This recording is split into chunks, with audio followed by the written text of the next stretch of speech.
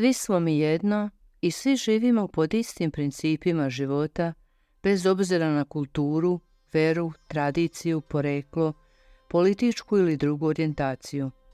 Radujemo se, tugujemo, tražimo prijateljstva, vodimo ljubav, plašimo se. Svi smo jedno i svi smo povezani nevidljivom mrežom dobra i zla i nosimo sa sobom na plećima vuka dobra i vuka zla. Pitanje je šta tražimo u sebi. Ako tražimo ljubav, dobrotu i saosjećanje, onda ćemo Boga na taj način vidjeti u svemu pa i u sebi. A ako tražimo vuka zla u sebi, onda u svemu vidimo loše stvari i činimo loše i sebi i drugima. Način na koji doživljavamo Boga je direktan odraz toga kako doživljavamo sebe. Ako pomislimo na Boga izaziva u nama strah i krivicu, mnogo straha i krivice izvire iz nas. Ako Boga doživljavamo kao punog ljubavi i saosjećanja, isti smo. Put do istine ide se srcem, a ne glavom. Srce bi trebalo da bude glavni vodič, ne um. Srcem se suočavamo sa svojim egom, izazivamo ga i na kraju ga prevazilazimo. Poznavanje sopstvenog ega vodi poznavanju Boga. Svaki čitalac Kurana razume svete spise na različitom nivou, onom koji odgovara dubini njegovog razumevanja, a postoje 4 nivoa uvida. Prvi nivo je spoljašnje značenje i na njega se većina ljudi zadovoljava. Drugi nivo je batini, unutrašnji nivo. Treći je unutrašnji nivo unutrašnjeg nivoa, a 4. nivo je toliko dubok da se ne može izraziti rečima i zato mora ostati neopisiv. Boga možemo proučavati kroz sve i svakoga u univerzumu jer Bog nije zatočen u džamijama, sinagogama ili crkvama. Ako zaista želimo da saznamo gdje tačno stanuje, možemo ga pronaći samo na jednom mjestu, u srcu onoga koji istinski voli. Um i ljubav su napravljeni od različitih materijala. Um vezuje ljude u čvorove i ne rizikuje ništa, ali ljubav rastvara sve čvorove i rizikuje sve. Um je uvijek oprezan i savjetuje, čuvaj se previše blaženstva, dok ljubav kaže, u redu je, skoči. Um nije lako slomiti, dok se ljubav lako razbija na najsitnije komade. Ali u ovim fragmentima je skriveno blago. Slomljeno srce krije blago. Većina problema na ovom svetu je uzrokovana jezičkim greškama i jednostavnim nesporazumima. Nikada reči ne shvatajte bukvalno. Kada uđete u carstvo ljubavi, jezik kakav poznajemo postaje suvišan. Ono što se rečima ne može iskazati, može se osjetiti samo u tišini. Usamljenost i usamljenost su 2 različita stanja. Kada ste usamljeni, lako je prevariti sebe da verujete da ste na pravom putu. Samoća nam je nešto bolja, jer znači biti sami, ali ne i usamljeni. Ali na kraju, najbolje je pronaći osobu koja će biti vaše ogledalo. Zapamtite, samo u srcu druge osobe možete zaista vidjeti sebe i prisustvo Boga u sebi. Šta god da se desi u vašem životu, ma koliko teško izgledalo, nemojte se prepustiti očaju. Čak i kada su sva vrata zatvorena, Bog će napraviti novi put samo za vas. Budi zahvalan. Lako je biti zahvalan kada je sve dobro. Sufio je zahvalan ne samo za ono što mu je dato, već i za sve što mu je uskraćeno. Strpljenje nije pasivna patnja. Strpljenje znači da možete da vidite dovoljno daleko i da imate poverenja u konačan ishod procesa. Šta je strpljenje? To je gledanje u trn i gledanje ruže, gledanje u noć i gledanje zore. Nestrpljenje znači da vidimo samo ono što nam je pred nosom i stoga ne možemo da vidimo ishod. Onima koji vole Boga nikada ne ponestaje strpljenja, jer znaju da je potrebno vreme da mlad mesec postane pun. Istok, zapad, jug ili sever se veoma malo razlikuju. Bez obzira koje je vaše odredište, neka svako putovanje bude unutrašnje putovanje. Ako putujete iznutra, proputovat ćete ceo svet i šire. Svaka babica zna da ako nema bolova, ne može se otvoriti put novorođenčetu. Majka ne može da se porodi. Na sličan način, da bi se u nama rodilo novo ja, neophodne su poteškoće.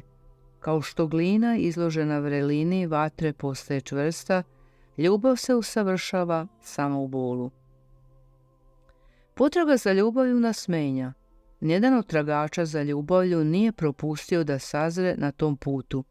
Od prvog trenutka kada počnemo da tražimo ljubav, počinjemo da se menjamo iznutra i spolja.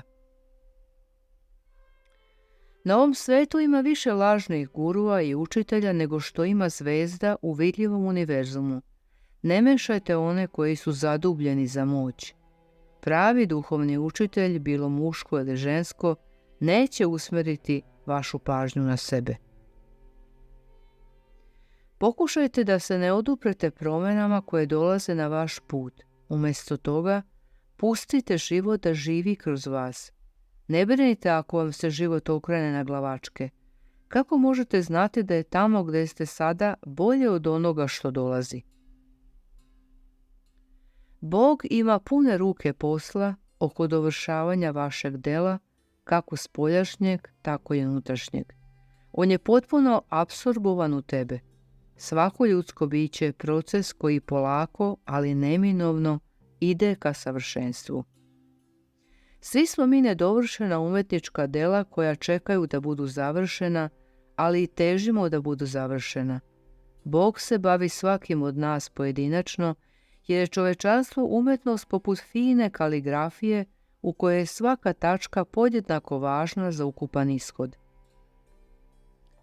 Lako je voleti savršenog Boga, neokaljanog i bezgrešnog kakav On već jeste. Mnogo je teže voleti čoveka sa svim njegovim nesavršenostima i oštećenjima. Zapamtite, možete znati samo ono što ste spremni da volite. Bez ljubavi nema mudrosti. Ako ne naučimo da volimo sve što je Bog stvorio, nećemo moći istinski da volimo ili spoznamo Boga. Prava prljavština je unutrašnja, spoljašnja se lako pere. Postoji samo jedna vrsta prljavštine koju voda ne može da spere. To su mržnja i isključivost koji zagađuju dušu. Svoje telo možete očistiti uzdržanjem i postom, ali samo ljubav može očistiti naše srce. Ceo univerzum je sadržan u svakom ljudskom biću, vama i vašem biću. Sve što vidite oko sebe, uključujući i ono što vam se možda ne dopada, čak i ljudi koje prezirete i odbijate, postoji u izvjesnoj meri u vama. Zato ne tražite đavla ni izvan sebe. On nije nadprirodna sila koja napada spolja. To je običan glas iznutra. Ako u potpunosti upoznaš sebe, ako se iskreno i čvrsto suočiš sa svojom tamom i svojom svetlošću, postići ćeš najviši oblik svesti. Kada čovjek spozna sebe, on je spoznao i Boga. Ako želite da promenite način na koji se drugi ponašaju prema vama, prvo morate da promenite način na koji se ponašate prema sebi. Ako ne naučite da volite sebe, potpuno i iskreno, nema načina da budete voljeni. Kada dostignete to stanje, budite zahvalni za svaki trn koji vam drugi uperu. To je znak da ćete uskoro biti obasuti ružama. Ne brinite o tome kuda će vas put odvesti. Fokusirajte se na prvi korak. To je najteži deo i taj deo je vaša odgovornost. Jednom kada napravite prvi korak, pustite da stvari teku prirodno i sve ostalo će uslediti. Nemojte pratiti tok, budite tok. Svi smo stvoreni na njegovu sliku i priliku, ali smo svi stvoreni različiti i jedinstveni. Ne postoje dva iste osobe, ne postoje dva srca koja kucaju u istom ritmu. Da je Bog htio da svi budemo isti, on bi nas takvima i stvorio. Prema tome, nepoštovanje različitosti i nametanje sopstvenih misli drugima je isto što i nepoštovanje kreacije. Kada u kafanu uđe čovjek koji istinski voli Boga, ta kafana postaje njegova bogomolja. Kada pijanica uđe u tu istu bogomolju, ona postaje njegova kafana. Sve što radimo je određeno našim srcima, ne našim spoljašnjim izgledom. Sufije ne sude o drugim ljudima po tome kako izgledaju ili ko su. Kada sufija nekoga pogleda, on zatvara oba oka i umjesto toga otvara treće, ono koje vidi unutrašnje predele. Život nam je pozajmljen, a ovaj svijet je samo gruba imitacija stvarnosti. Samo deca misle da su igračke prave, da su prave stvari, ali ljudi se ili zanose igračkom ili je neoprezno polome i bace. Klonite se bilo kakvih ekstrema u životu, jer će to uništiti vašu unutrašnju ravnotežu. Sufiji nisu skloni ekstremima, Sufi je uvijek nežan i umeren. Ljudsko biće ima jedinstveno mjesto među Božjim stvorenjima. Udahnuh u vas svoj duh, kaže Bog. Svako od nas, bez izuzetka, stvoren je da bude Božji ambasador na zemlji. Zapitajte se koliko često nastupate kao ambasador. Da li se uopšte tako ponašaš? Zapamtite, na svakom od nas je da otkrije božanski duh u sebi i da živi u skladu s njim. Univerzum je jedno biće. Sve i svako je međusobno povezane vidljivom mrežom priča. Bili mi toga svesni ili ne. Svi smo u tihim razgovorima. Ne čini zlo. Budite saosećajni. Ne ugovarajte nekome iza leđa, čak ni na izgled nevine opaske. Pakao je ovdje i sada, kao i raj. Prestanite da brinete o paklu ili sanjate o raju, jer oboje postoji samo u ovom trenutku. Svaki put kada se zaljubimo, uzdignemo se u raj. Svaki kada mrzimo, zavidimo drugima ili se svađamo, rušimo se pravo u najstrašnije vatre pakla. Riječi koje izlaze iz naših usta ne nestaju. One su stalno pohranjene u beskonačnost i vratit će nam se kada za to dođe vrijeme. Bol jednog čovjeka će povrediti sve ljude, a radost jednog čovjeka će osvetliti sva bića. Ovaj svijet je poput snežne planine na koje odzvanja naš glas. Šta god da kažete, bilo dobro ili loše, nekako će vam se vratiti. Stoga, ako postoji neko ko misli loše o vama, vaše loše govorenje o toj osobi samo će pogoršati situaciju. Ući ćete u začarani krug zle sile. Umjesto toga, 40 dana i noći govorite i mislite dobro o toj osobi, a sve će biti drugačije nakon što prođe 40 dana, jer ćete tada biti drugačiji u sebi. Prošlost je tumačenje, budućnost je iluzija. Svet se ne kreće kroz vrijeme pravolinijski od prošlosti ka budućnosti. U stvari, vreme se kreće kroz i unutar nas u beskonačnim spiralama. Večnost nije beskonačno vrijeme, već jednostavna bezvremenost. Ako želite da doživite večno prosvjetljenje, odbacite prošlost i budućnost u svom umu i ostanite u sadašnjem trenutku. Sudbina ne znači da je vaš život tačno određen, stoga je prepuštanje sudbini i izbjegavanje aktivnog doprinosa muzici univerzuma znak potpunog neznanja. Svuda se čuje muzika univerzuma. Komponovana je na 40 različitih nivoa. Vaša sudbina je nivo na kojem učestvujete u igri. Možda nećete moći da promijenite svoj instrument, ali veština kojom svirate je potpunosti u vašim rukama. Pravi sufija čak i kada je nepravedno optužen, napadnut ili osuđen, to strpljivo podnosi i ne kaže ni jednu lošu reč o svojim kritičarima. Sufi nikada ne krivi. Kako može biti protivnika pa i onih drugih kad ja uopšte nema? Kako je moguće kriviti bilo koga kad smo svi jedno? Ako hoćeš da ojačaš veru, treba da postaneš slabiji. Treba da se smekšaš iznutra. Da bi vera bila čvrsta kao stena, tvoje srce treba da bude meko kao najfiniji pamuk. Kroz bolesti, nesreće, gubitke i užase, svi se na ovaj ili onaj način suočavamo sa prilikama koje nas uče kako da budemo manje sebični i manje osuđivači, saosećajniji i velikodušniji. Međutim, samo neki od nas savladaju tu lekciju i uspeju, nežni, dok drugi postaju još oštriji nego ranije.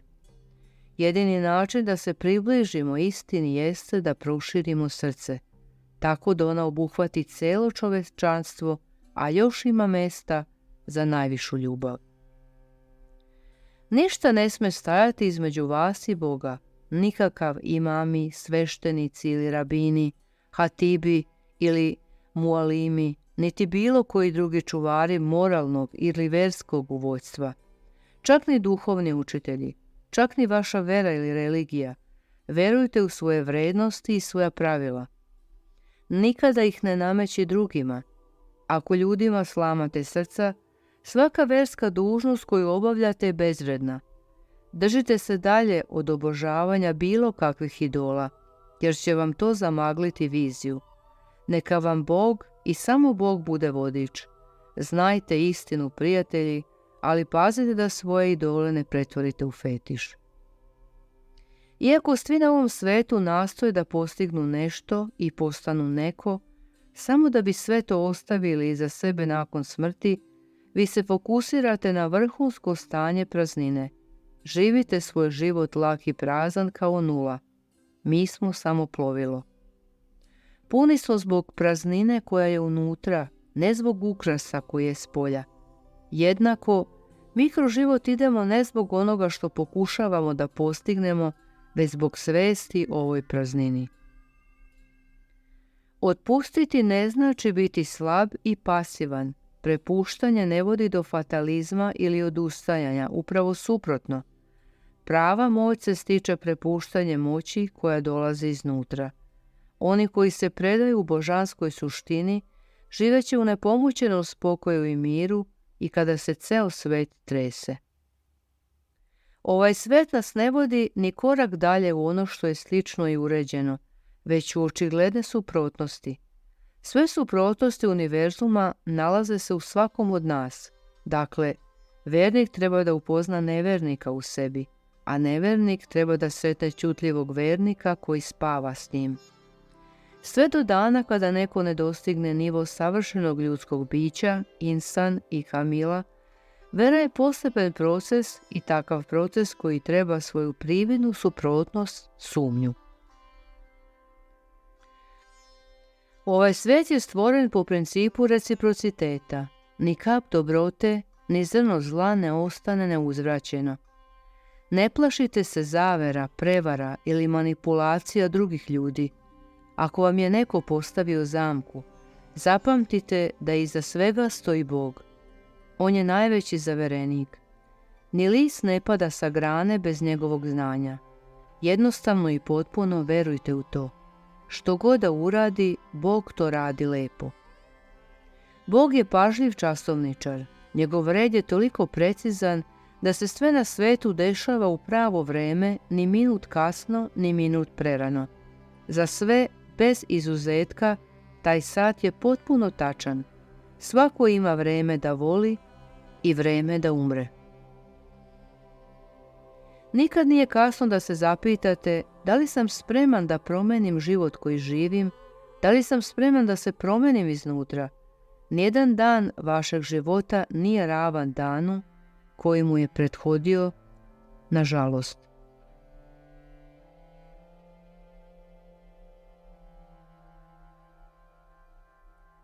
Svaki trenutak, sa svakim novim dahom, potrebno je da se stalno obnavljamo. Postoji samo jedan način da se rodite za novi život, da umrete pre smrti. Iako se delovi menjaju, celina uvek ostaje ista. Umjesto svakog lopova koji napusti ovaj svet, rađa se novi, a svakog dobrog čovjeka koji ode zamenjuje nova. Dakle, ne samo da ništa ne ostaje isto, već se u isto vrijeme ništa zaista ne menja. Za svakog sufiju koji umire, negde se rađa novi. Život bez ljubavi nije proživljen život. Ne pitajte se kakvu ljubav da tražite, duhovnu ili materijalnu, božansku ili svetsku, istočnu ili zapadnu. Podele vode samo do novih podela. Ljubav nema etikete, nema definicije. To je ono što je, čisto i jednostavno. Ljubav je voda života. Osoba koja voli je vatrena duša. Univerzum se okreće drugačije kada vatra voli vodu.